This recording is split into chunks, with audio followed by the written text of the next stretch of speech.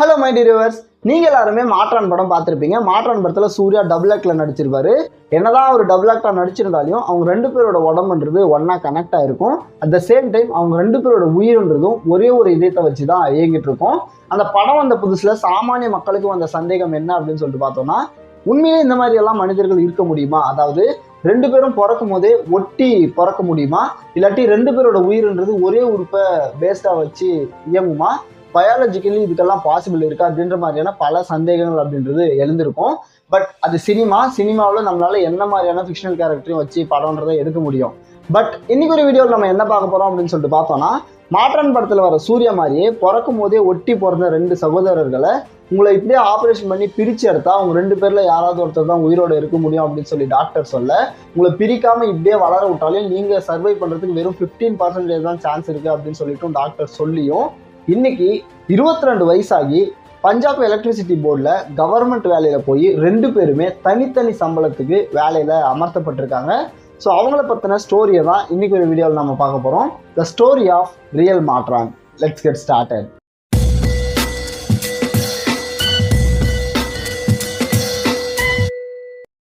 My dear, Sona Mona அப்படின்னு சொல்லப்படுற இந்த இரட்டை சகோதரர்கள் 2003ஆவது வருஷம் டெல்லியில் இருக்கக்கூடிய எய்ம்ஸ் மருத்துவமனையில் தான் பிறக்கிறாங்க. பிறக்கும் போது மற்ற குழந்தைங்க மாதிரி சாதாரண குழந்தைங்களா இல்லாமல் இவங்களோட இடுப்புக்கு மேலே இருக்கக்கூடிய உடல் அப்படின்றது ரெண்டு பேருக்கும் தனித்தனியாக இருக்குது. பட் இடுப்புக்கு கீழே இருக்கக்கூடிய இவங்களோட உடல் அப்படின்றது தனித்தனியாக இல்லாமல் ரெண்டு பேருக்கும் சேர்த்தியே ரெண்டு காலோட தான் பிறந்திருக்காங்க. இதை பார்த்தா டாக்டர்ஸ் என்ன சொல்கிறாங்கன்னா, இவங்களை ஆப்ரேட் பண்ணி நம்ம பிரித்தாலும் ரெண்டு பேரில் ஒரு குழந்தை மட்டும்தான் உயிரோடு இருக்கும். அப்படியே உயிரோடு இருக்க குழந்தை கூட ஆரோக்கியமாக இருக்காது. காலுக்கு கீழே இவங்களோட நரம்பு மண்டலமாக இருக்கட்டும் இல்லை ரத்த ஓட்ட மண்டலமாக இருக்கட்டும் சீராக இருக்காது. அதனால லைஃப் லாங் இந்த உயிரோடு இருக்கக்கூடிய குழந்தையும் ஒரு ஃபிசிக்கலி சேலஞ்சு குழந்தையா தான் இருக்கும் அப்படின்னு சொல்லிடுறாங்க. அது மட்டும் இல்லாமல் இவங்களை ஆப்ரேஷன் பண்ணி பிரிச்சாதான பிரச்சனை, இப்படியே வளர விட்டுறலாம் அப்படின்னு சொல்லிட்டு பார்த்தாலையும் இப்படியே அவங்கள சர்வை பண்ண விட்டாலும் இவங்களோட சர்வைவல் ரேட்ன்றது வெறும் 15% தான் இருக்கும் அப்படின்னு சொல்லிட்டோம் டாக்டர் சொல்லிடுறாங்க. பிகாஸ் இவங்க ரெண்டு பேருக்குமே முதுகு தண்டுவடமாக இருக்கட்டும் இல்லை கையாக இருக்கட்டும் இல்லை தலையாக இருக்கட்டும் ரெண்டுமே தனித்தனியாக இருக்கும். பட் கல்லீரல், மண்ணீரல், பித்தப்பை இந்த மாதிரியான இன்னர் ஆர்கன்ஸ் எல்லாமே ரெண்டு பேருமே ஒரே ஒரு ஆர்கன்ஸை தான் ஷேர் பண்ணிக்கிறாங்க. அதனால இவங்க ரெண்டு பேர்ல பிரிச்சு எடுத்தா யாராவது ஒருத்தர் தான் இருப்பாங்க. அப்படி இருக்கிறவங்களும் ஆரோக்கியமா இருக்க மாட்டாங்க அப்படின்னு சொல்லிட்டு டாக்டர் சொல்லிடுறாங்க. இந்த மாதிரி குழந்தைங்க ஒன்னா ஒட்டி பிறக்கிறதுக்கான பயாலஜிக்கல் ரீசன் என்ன அப்படின்னு சொல்லிட்டு பார்த்தோம்னா, ஒரு ஆணோட ஸ்பெர்மும் ஒரு பெண்ணோட எக்கும் ஒன்னா சேர்ந்து யூட்ரஸ்குள்ள கரு அப்படின்றது உருவாகும்னு சொல்லிட்டு நம்ம ஏற்கனவே ஒரு வீடியோல பார்த்திருக்கோம்.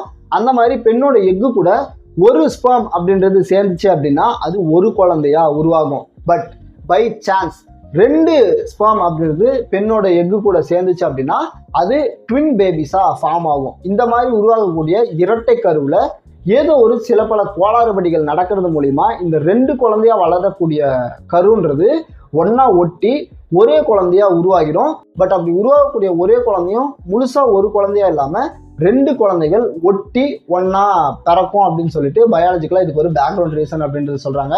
இந்த மாதிரி ஒட்டி பிறந்த குழந்தைகள் அப்படின்றது சோனா மோனா மட்டும்தான் இருக்காங்கன்னு பார்த்தா உலக அளவுல இந்த மாதிரி நிறைய குழந்தைகள் அப்படின்றவங்க பிறந்திருக்காங்க. அவங்க நிறைய பேர் நல்லா ஆரோக்கியமா வளர்ந்தும் இருக்காங்க, நிறைய பேர் பிறந்த உடனே இறந்தும் போயிருக்காங்க. ஸோ இந்த மாதிரி குழந்தைங்க ஒட்டி பிறக்கிறது அப்படின்றது பாசிபிள், பட் ரொம்ப ரேர் அப்படின்னு சொல்லிட்டு மருத்துவ உலகத்துல சொல்றாங்க. இதையெல்லாம் கேட்ட அவங்களோட poor parents Kamini and Surjit Kumar அப்படின்னு சொல்றாங்க. இவங்க ஒன்றும் வெல் செட்டில் ஃபேமிலி எல்லாம் கிடையாது. அவங்க அப்பா ஒரு டாக்ஸி டிரைவர். இன்னொரு விஷயம், அவங்களுக்கு ஏற்கனவே 3 பெண் குழந்தைகள்ன்றது இருக்கு. ஸோ ஏற்கனவே 3 பெண் குழந்தைகள், 10வது குறைக்கு இந்த குழந்தைகளை மெடிக்கல் செலவெல்லாம் பண்ணி லைஃப் லாங் எங்களால் காப்பாற்ற முடியாது, அந்த அளவுக்கு எங்ககிட்ட வசதி இல்லை அப்படின்னு சொல்லிட்டு இந்த குழந்தைய அங்கேயே கைவிட்டுறாங்க.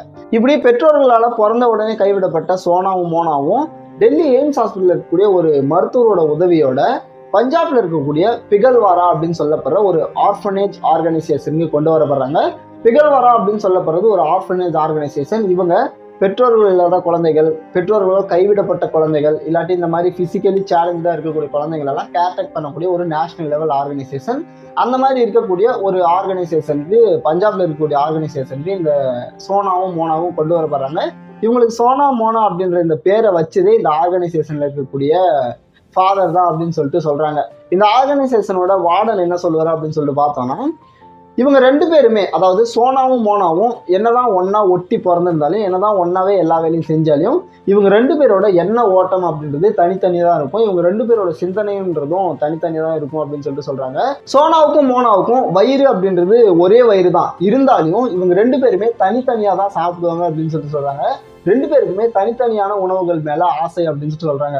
ஒருத்தருக்கு பசி எடுத்து சாப்பிட்டு வயிறு நிறைஞ்சிச்சுன்னா இன்னொருத்தனுக்கு பசி எடுக்காதா அப்படின்னு சொல்லிட்டு கேட்டானா அப்படியெல்லாம் கிடையாது. அவனுக்கும் பசி எடுக்கும், அவனும் சேர்த்து சாப்பிடுவான் அப்படின்னு சொல்லிட்டு சொல்றாங்க. மோனாவுக்கும் சேர்த்தே 2 கால் தான் இருந்துச்சு அப்படின்னு சொல்லிட்டு நம்ம பார்த்தோம் இல்லையா. இந்த 2 காலுமே ஆளுக்கு ஒரு காலா பிரிச்சு தான் இருந்திருக்கு. பிகாஸ் ஒரு காலை தொட்டா ஒரு ஆளுக்கு மட்டும் தான் உணர்ச்சி இருக்கும், இன்னொரு காலை தொட்டா இன்னொரு ஆளுக்கு உணர்ச்சி இருக்கும். 2 காலை தொடும் போதும் 2 பேருக்குமே உணர்ச்சி இருக்குமா அப்படின்னு சொல்லிட்டு பார்த்தோம்னா கிடையாது.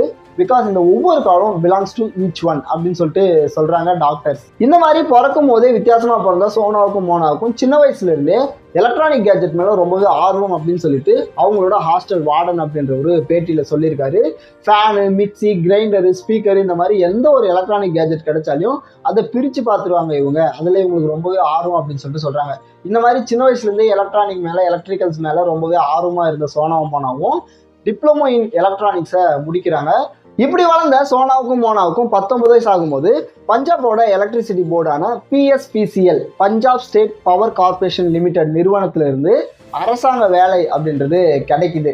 எப்படி அப்படின்னு சொல்லிட்டு பார்த்தோம்னா, ஒவ்வொரு கவர்மெண்ட் ஆஃபீஸ்லையுமே ஃபிசிக்கலி சேலஞ்சு பர்சனுக்காக ஒரு கோட்டா அப்படின்றத ஒதுக்கியிருப்பாங்க. அந்த மாதிரி கோட்டாவில் சோனாவுக்கும் மோனாவுக்கும் ஒரு ஜாப்ன்றத பஞ்சாப் கவர்மெண்ட்ன்றது அலாட் பண்ணுறாங்க. அவங்க 2 பேருமே ஒரே உடம்போடு இருந்தாலுமே இன்ட்ரெஸ்டிங்கான விஷயம் என்னன்னா, அவங்க 2 பேருக்குமே தனித்தனி சம்பளம், அதாவது 2 பேரோட சம்பளம் அப்படின்றது அவங்களுக்கு கொடுக்கப்படுது.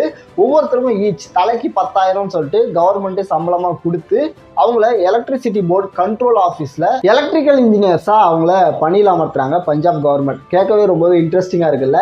சின்ன வயசுலேயே நார்மலான குழந்தைங்க மாதிரி இல்லாமல் 2 பேரும் ஒன்னா ஒட்டி பிறந்து உங்களை பிரிச்சு எடுத்தா ஒரு குழந்தை தான் உயிரோடு இருக்கும், ஒருத்தங்க இறந்துடுவீங்க அப்படின்னு சொல்லி டாக்டர் சொல்லி, அது மட்டும் இல்லாமல் உங்களை பிரிக்காம இப்படியே வளர விட்டாலே உங்களோட சர்வைவல் ரேட்ன்றது வெறும் 15% சொல்லிட்டு டாக்டர் சொல்லி பெற்றோர்களால் கைவிடப்பட்ட ஒரு குழந்தைங்க ஆர்ஃபனேஜ் ஹோம்ல வளர்ந்து இன்னைக்கு பஞ்சாப் கவர்மெண்டோட அரசாங்க வேலையில உட்கார்ந்துருக்காங்க. இந்த இரட்டை சகோதரர்களோட கதையை இப்போ நான் உங்களுக்கு சொல்றதுக்கான காரணம் ஒரு மோட்டிவேஷனுக்காக சொல்றேன்னா அப்படின்னு சொல்லிட்டு பார்த்தா கண்டிப்பா கிடையாது மை டியர் வியூவர்ஸ். ஏன் சொல்றேன் அப்படின்னு சொல்லிட்டு பார்த்தோம்னா, உலகத்துல நிறைய குழந்தைகள் இந்த மாதிரி வித்தியாசமா பிசிக்கலி சேலஞ்சா பிறக்கிறாங்க. பிறந்து அவங்க வளர்ந்த பின்னாடி அவங்களுக்கு மைண்ட்ல வர முதல் தாட் என்ன அப்படின்னு சொல்லி பார்த்தோம்னா, நான் ஏன் மற்றவங்க மாதிரி இல்லை அப்படின்னு சொல்லிட்டு நினைக்கிறதான். அவங்க பேரண்ட்ஸும் அதை தான் நினைப்பாங்க.